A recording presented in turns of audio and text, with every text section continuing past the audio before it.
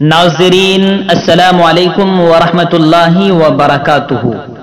पाकिस्तान के चंद दिनों के वज़ीर आज़म इमरान खान के मुताल्लिक मैंने आप हज़रात को बताया था कि किस तरीके से वो कादियानियों की हिमायत करते हैं और उन्हें हक दिलाने की बात करते हैं।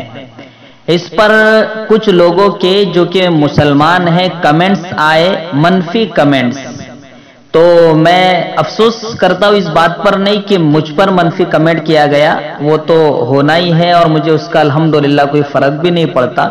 लेकिन अफसोस इस बात का है कि कादियानियों की हिमायत करने वाले ये हमारे अपने लोगों में इतने मकबूल हो चुके हैं कि हम अल्लाह और उसके रसूल के तहफ़्फ़ुज़ का भी पास नहीं रखते और एक सूट बूट वाले की हिमायत कर रहे हैं जो कि सिर्फ ज़बानी जमा खर्च करता है।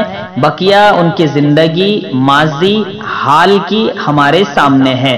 तो खैर, दूसरी बात मैं आप हज़रात के सामने ये बताना चाहता हूँ कि मुतकल्लिम इस्लाम हज़रत अक़दस मौलाना इलियास घुम्मन दामत बरकातुहुल आलिया ने कई महीनों से पाकिस्तान छोड़ दिया है और उसकी एक वजह यह भी सामने आई है कि इमरान खान की वजह से और इमरान खान की हुकूमत की वजह से हजरत ने पाकिस्तान छोड़ा है और तुर्की में इस वक्त हजरत अक़दस मुतकल्लिम इस्लाम दामत बरकातुहुल आलिया पनाह गुज़ी हैं, वहां मौजूद है।